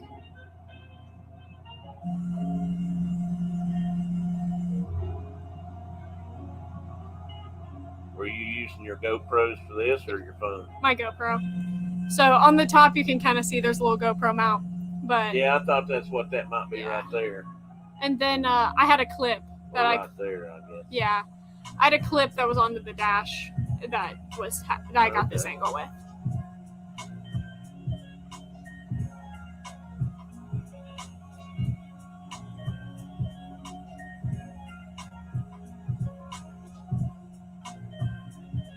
Is that a set of bows that Steve's wearing? Yes, that's a I thought Bose. so. Yeah, I remember the first pilot. Well, actually, the first time I ever flew with a set of bows, it was amazing. I'm sorry. No, go ahead. At Oshkosh I tried on a pair of Bose and they're in-ear ones that's mainly for really? airliners. Yeah. Yeah, so that was really cool because noise cancellation is really awesome. Yeah, and you wouldn't think you could do that with like earbuds, but you can. Yeah. It amazes me. That was just, like I said, that was kind of coming on and being a thing when I was getting towards the end of my aviation career. And I flew a lot of right seat for a company when I was on the race team. And for a while I was in NASCAR, worked in NASCAR too on the side as just a hobby. And he put a set of bows in his airplane, and he put 2 sets in, so I got to wear a set too. And it was just so much quieter, and you could you could have conversations better with the pilot, pilot, co-pilot, and then of course to the tower and stuff was much better. Yeah. I ran out of storage on my GoPro, so I wasn't able to get the full second leg of the trip. Thank you for joining me today on my first cross country. There'll be a couple more coming. If you want to see more about my journey getting my pilot's license as a teenager, subscribe and also follow me on TikTok. Yeah, so I also have a TikTok account where I post more just like smaller things. Like I don't know if you've heard of Wolf Creek Airstrip. It's a private airstrip out near Kingston. Yeah, I've heard of it. I've never been by there, I don't think. Yesterday, get back to us. Yeah. Yesterday I posted a video where of just taking off from Wolf Creek, because that one it's a really hard airstrip to land and take off from.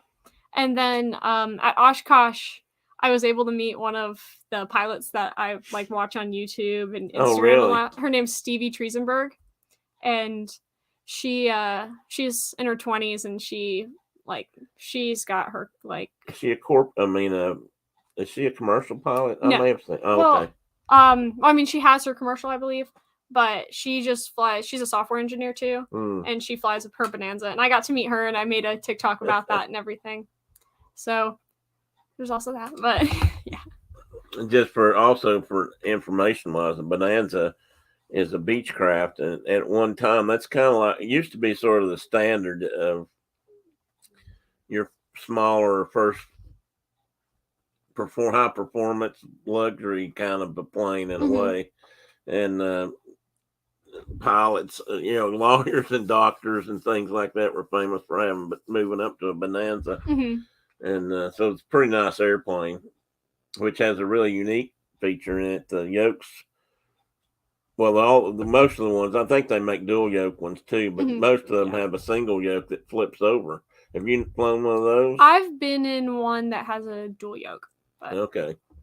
It's the one my instructor and my friend's dad co-owned. Yeah. Oh, okay. We used to work on a couple that had the flip over yoke. First time I ever saw that, I thought, wow, that's weird.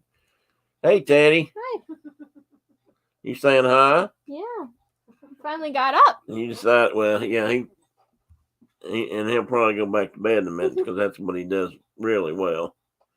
So I do that and I eat a lot. I don't know if Carol's still here or not. You But want to learn about planes? he said, down here I learn about everything. Come here, buddy. So tell them about your scholarships. Oh, yeah. Yeah. So I would not be able to fly unless I haven't gotten these scholarships. Yeah, this is not, it's not free to fly. It's not cheap. I mean, it can get expensive. So I received my first scholarship to solo through an organization called Flight Foundation here. And so is that local or yes, okay. It's in East Tennessee. It's East Tennessee. But which was really awesome, and they helped me a lot getting to my solo. So what they did is if I raised $800, they would match it to make $1,600, and that was the amount that I needed to get to my solo from that point I was at. Oh, So okay, through that's good. washing airplanes and babysitting, I was able to raise the $800 in 2 months. Wow. Which was really That's good. Yeah. And then so after I was able to do that, I was like, well, we're gonna see what's happened next. And then through EAA chapter here, they made a scholarship for me, and so I got that one too, which was really awesome. And that Cool. one is $1,500. And all that helps get to continue on and Oh yeah. build your hours. Because explain to folks here who may not know. I mean, you solo when you're learning to fly. You solo first, Mhm. but that basically means you only fly by yourself. And then talk about just that process a little bit. Yeah, so before you solo, you're only allowed to fly with another pilot in the plane. And then when your instructor signs you off to solo, you're able to fly by yourself. And if you want anyone in the plane with you, they have to have a pilot's license. And then you can bring anyone else in if you have another Because you have a pilot Yeah. there. But so that lasts until you can get your license, which is kind of a lot different from driving, because driving, like when you get your license, the first time you can drive by yourself.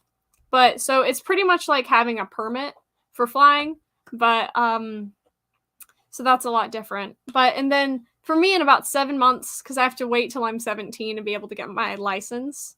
So in about 7 months, I'll be able to go really wherever and take people and stuff like that. But and also when you're soloing, your instructor has to sign you off for different airports.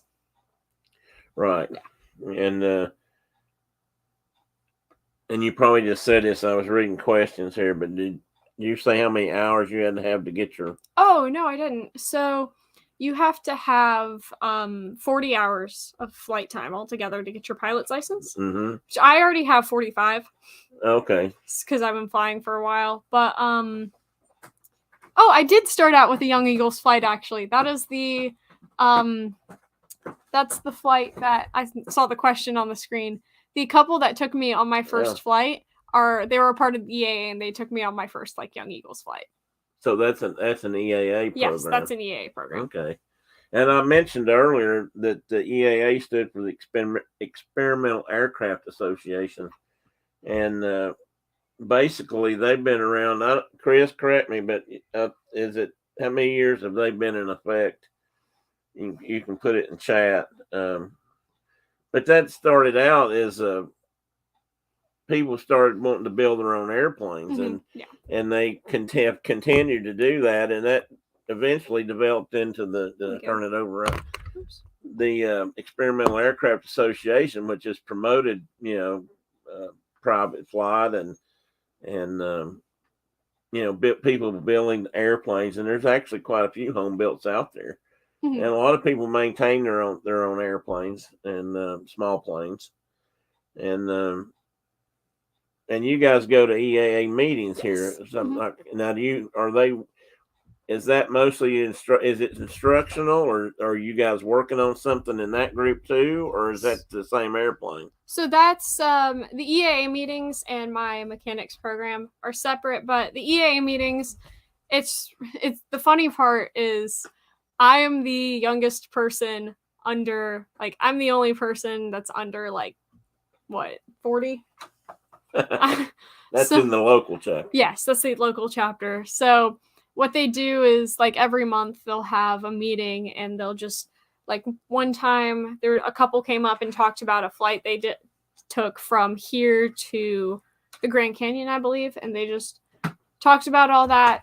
And so it's just really stuff like that. So come here and say hi to Carol before she has to leave. She's got to go swimming. Take somebody to swimming class. So, Sarah, tell people about Mr. Jules. Oh, so when I first started going to the EAA meetings, there was a man there who was super awesome. He was a World War II veteran. Oh. He was 99 before Wow. he passed away. He passed away in 2020, but it was really awesome being able to talk to him I because bet. it was really cool. I was the youngest person there and he was the oldest person there. And me and him would just talk about planes and everything. So was he a pilot in World War II? He was a mechanic. Mechanic. Mhm. Okay, well, even better. I'm biased towards mechanics. So. He was, I believe he was in France, maybe. Uh-huh. Yeah. Yeah, it makes a lot of sense. But he was super supportive of me. Oh, that's cool. And it was really awesome to be able to meet him before he passed away. But I wonder if he ever did any of the what do they call them here? But the veterans flights where they take people to Washington. Are you familiar with that? It's a little commercial. bit, yeah. They take them on a commercial plane, but they gather up local vets and whatnot and fly them up there to, usually with a family member or something, to see the memorials and stuff in Washington. Yeah. I wanted to would really like to take my dad on something like that, to take him to the Korean War memorial, but we didn't get to do that. But I thought that would be a really fun thing to do. And so the mechanics program I'm in, it's the one that's called the Sky program. So for the past 3 years, we've been rebuilding a Cessna 172. And so it's me and 6 to 7 other kids, teenagers. I'm one of the only girls. I've been the only girl who stayed there consistently, which is kind of cool because it's hang in there. Yeah. We've had a couple girls come in and out, but so what we're doing is the main mission of the program is to get youth interested in aviation, since a lot of not many people are really getting into aviation as much anymore. The funny thing about that, it's really dropped off in recent years. In fact, when I was leaving, I got out of the business. It was sort of falling away, and there were a lot of people getting involved that really didn't have that much background in it because they could get a job. But it was tough. I'm glad they're working on that and doing that kind of stuff. And you just said something else that's interesting to me, or might be to people. You were one of the few girls there, or women there, and women in aviation, like we said earlier, are much more common today. In fact, recently a mother-daughter pair just flew a first commercial flight together. Oh, wow. As pilot and co-pilot. Made some news agency showed it. It was the first time. I think they were with Southwest, and that was, I believe they said that was the first time a mother-daughter team had ever flown pilot co-pilot. Maybe ever, but certainly with them, I got the impression it was the first time they'd done that on a commercial flight. But, when I was in aviation, we had very few women that were involved in maintenance activities. I've only known a couple, actually. And I've always, I don't know if it goes back to even before this, but with 2 girls and being a girl dad, as they call them now, I've always been very aware of that and tried to support women if they came into the business. And honestly, they didn't always get a lot of support. I mean, I knew people that, old guys that, would probably say, "Oh no, we got a woman coming in here and she won't be able to do the job," which I've not found to be the case. But there's not been a lot of women involved in maintenance, more in flying, and more happening all the time. I mean, now women can fly fighters, and they do all kinds of things that for some reason we didn't used to think they could do. But so that's why I found so much interest in your situation, because you're young, you're doing this, you're doing things I actually wanted to do at your age and was doing to a degree. I mean, I could have soloed and done some of that stuff, but things didn't work out right. And have got hours. I've got time. I don't really log the time I've got, or haven't really kept up with it that much. But it's just, to me, fascinating, and I hope it works out for you and you continue to do it. It was a male-dominated industry or business, and fortunately that's changing, I think. The crazy thing is that only 7% of pilots are women. Oh, I believe that. I believe that. I'm really honored to be part of that 7%. Well, you well should be. Now, the 99ers. The 99. Are they all women pilots, or Yes. can they be other? Okay, so Do you have to be a pilot to be part of that group? I or? don't believe so. I think it's more just women interested in aviation, but it's mainly geared towards female pilots. And I'm trying to remember why that was called that. Is that when they started? I believe there was. I could be wrong about this, but I think there was 99 of them when they started. Yes, that's what it is. You're right. That's And what it the was. I read first- about that. The first president of the 99s was Amelia Earhart. It was Oh, really cool. awesome. And I'm a 99 now. Yes, you Yeah. are. Thank you for that. You're welcome. She signed up at Oshkosh, Yeah. and Brenda and I, the week we didn't get to be on because I screwed up the the video, was Brenda and I kind of sponsored Sarah to be in the 99ers. It was just something I found and thought if you were interested, that would be, our little donation to help out for something like that. So I'm glad you got to do that. Thank you. Yeah. And I hope that pays off, or it works out for you. And there is a local chapter, Yes, I think, isn't there there? is. And they're scattered pretty much all over the country. I saw when I was looking them up, and I thought, well, this might be good. So, I mean, I don't know how many women's organizations there are now out there for aviatrixes, I guess is the word, or was the word. And, but, I hope you are able to continue and go as far as you want to go with it, because I think you can. You certainly have got the talent, I believe, and the drive to do so. A lot of kids your age wouldn't have the gumption maybe to do it. Some would be afraid to do it, and I feel like you've done a really good job so far. Thank you. You're welcome. I'm a part of 2 women's organizations now, the 99s and Women in Aviation International. So I'm really thankful for that. Let's see here who's leaving or who's got something to do. Carol said congrats. Thank you. And somebody else said, Blue Nose says congratulations on joining the 99s. You want to mention the Smoky Mountain Air Show? Oh yeah. Oh yeah, I wanted you to do that too. I'm gonna be there. So here in about 2 weeks, we're gonna have the Smoky Mountain Air Show. I'm gonna be there with my youth program, and I'm so excited for it. Obviously we haven't had it in a long time, so right. It's been several I'm really years excited. Now. They, I don't know what year was the last one. They don't do it. They never did it every year, but it was every 2 or 3 years or something. And there hasn't been one, of course, because of COVID and everything else in quite some time. So the plan is to have the plane that the kids are working on display at the airport. Yeah, we're wanting Which means you'll have to be able to fly it down there, right? Yeah.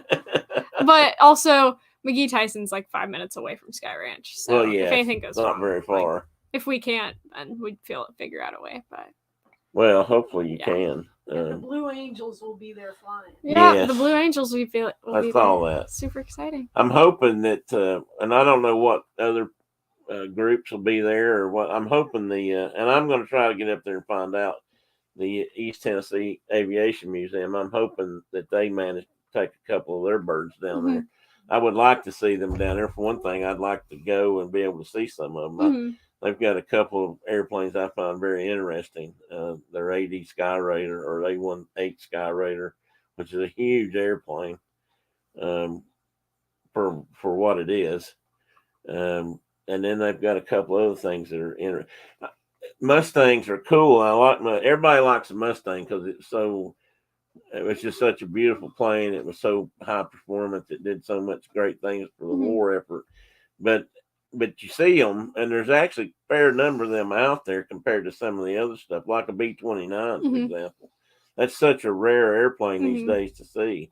And I know when we were still in Nashville, a group brought it might have been the Confederate Air Force, I'm not sure, brought one of the last flying B-24s into Nashville, and we got to see that. And I think they were actually giving rides for some people in that.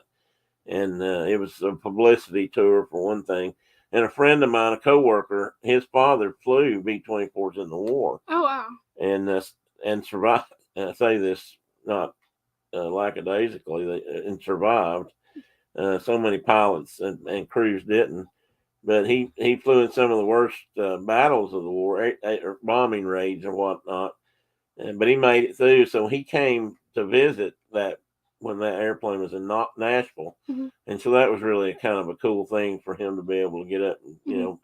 see an airplane like he flew. Of course, it wasn't the one he flew, but and that was really cool. And so to get to see some of those kind of airplanes, to see any of them today is fascinating for anybody that's an aviation buff. But to see there, like I said, there's those unicorns out there that just aren't many of, like the B-29, Yeah. and that's one I haven't seen in the flesh. That I'm aware of, and there's just some really cool stuff out there. If you like aviation, one of my favorite airplanes of all time is the Constellation, Lockheed Connie, that most people call them triple tail, 4-engine transport aircraft. Actually, first Air Force One was a Connie, and I just think they're beautiful in there. They have this shape of like a whale. I think they look like a big blue whale or something because they've got the bow. They're gorgeous in the air. But anyway, just to see that kind of stuff, and air shows are generally where you can do that. I mean, more so than most airports. You don't have that kind of airplane unless you can get up to Washington. Now, have you guys ever been to the Smithsonian by any Yes. chance? We've been to both aerospace museums and a couple times actually. Both in Washington? Yeah. We have family up there, so we go up. Oh, quite cool. often, See, that's on my bucket list to try to go do. Mhm. I want to go to especially now that they've, it changed it, added to it, whatever you want to call it. I guess the new section where the space shuttle is. And that one was really awesome. We've been to that museum twice, and the older one time. Have you ever been to any other museums like Dayton, Ohio, or any of those kind of places? We've been to, because I went to space camp, we went to the museum in Huntsville. Huntsville, yes. But not I've too been bad. in that one, I think. That was the Space Museum, right? Yeah. Or do they? I've been through that one.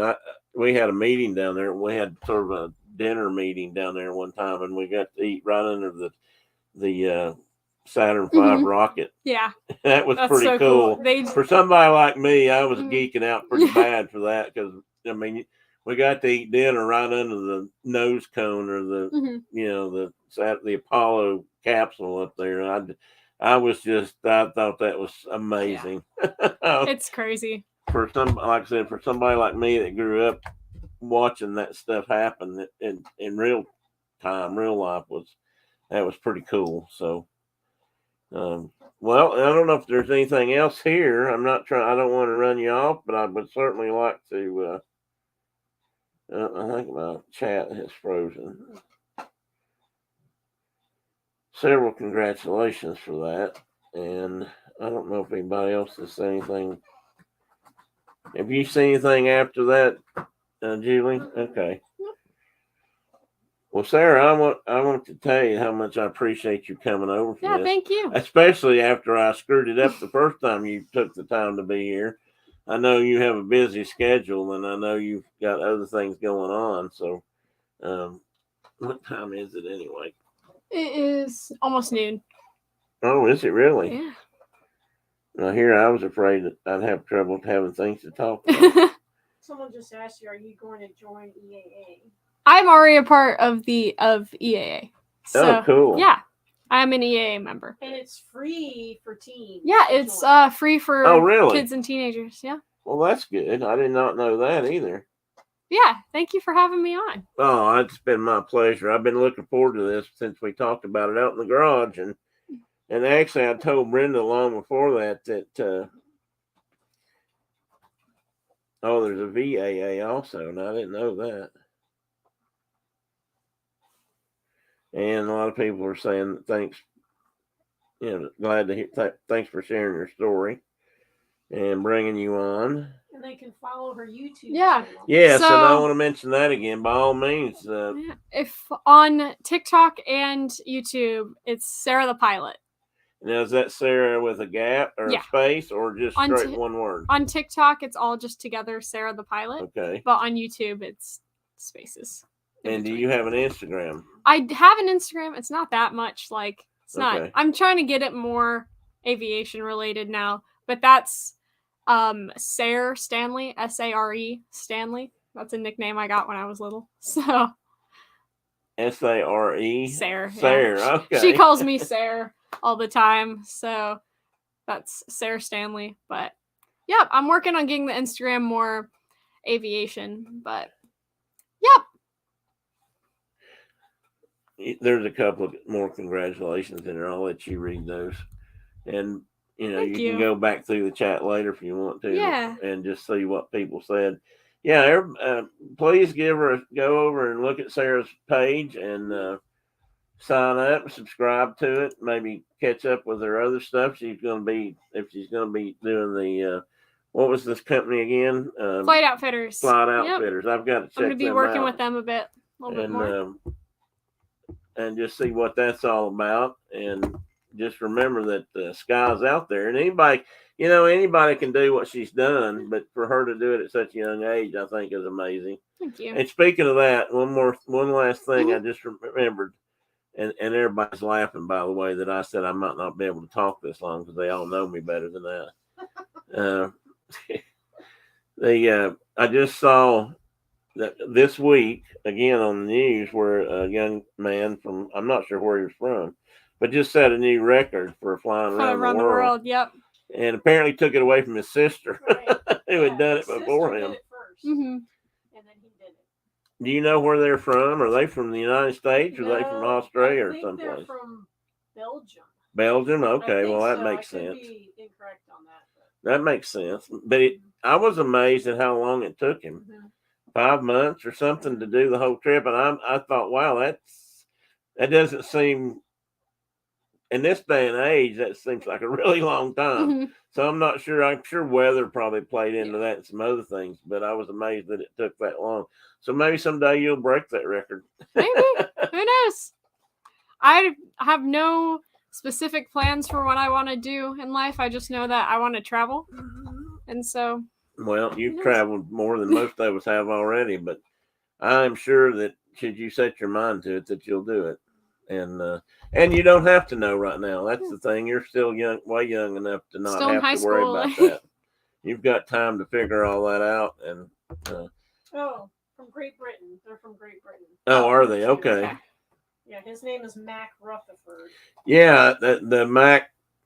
I think he had something listed as like that you could follow his flight, but I think his page was Mac Flight, I think, or something like that.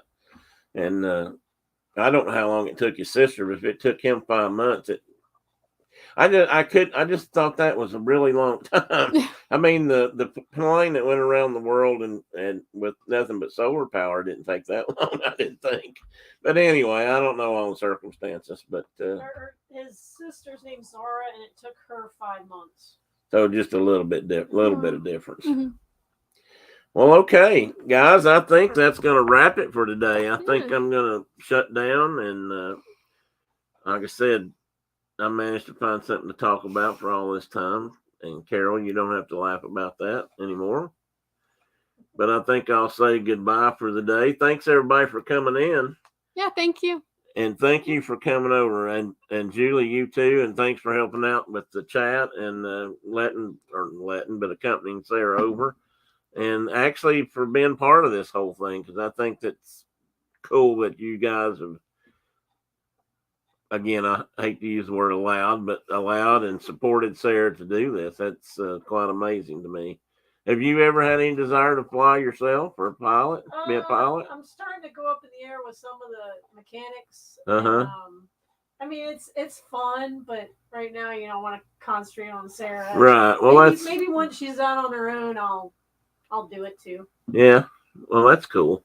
I still haven't had my dad in the plane with me yet. She's flown with me, but my dad gets really airsick. So oh no. Someday Someday we'll get him all drugged up and then he'll be able to fly. Well, then I'm going to assume he's not a pilot. No, he was a paratrooper, but not a pilot. Was he really? We got to try to get him on your show because he's got Yeah, I crazy would love stories. to, actually. Yeah. I'm sure he does. We need to talk about that sometime. He's been to 47 countries and he's been on combat missions, and he has just been everywhere and done everything, and he's got some stories to tell. I bet he does. Now, did he retire from the military or did he? And, Okay. yeah, 21 years. 21 years? Mhm. Excellent. Oh, yeah, we'll have to do that. I would Yeah, love to do he that. and he's a talker, so you might need to have like a 5-hour long show to have. We can do that. I've been known to talk for 2 or 3 hours anyway, and maybe longer, and that's why people are laughing because, man, Brenda will say I try to explain too much. So, but that's what we do. My buddy Mark Uncas, who was in here earlier, he and I do. He's been helping me out on Saturday mornings for a while now, so we have a pretty good time chasing squirrels and other things while we're talking. There's one of my regular guests that is official squirrel counter. So when we get off track, she lets me know how many squirrels we've chased and gets me back on, tries to get me back in line. But that's just this is just what I do. So anyway, we're going to shut down and let Sarah and her mom go home here in a minute. And but again, thank you guys for coming. Thanks everybody for being here, and spread the pass it on if anybody else you know would like to hear about Sarah's trip to Flight, and check out her webpage for certain, and subscribe and give her a thumbs up on her solo trip, and just see what else she's got to come in the future. Yeah, I'll be posting a lot more. I took a break for a bit just to get everything set up, but I'll start doing a lot more. I'm sure it'll be good. I'll be keeping an eye on it for sure. So as I usually pass on, if the good Lord's willing and the creek don't rise, we'll be back here again next Saturday morning, and we'll see what kind of squirrels we can chase. Probably won't be able to meet this one for a while. This is going to be the top of the run, but we'll see from there and see who else we can draw in to talk about something we're interested in. Bye-bye. See you guys.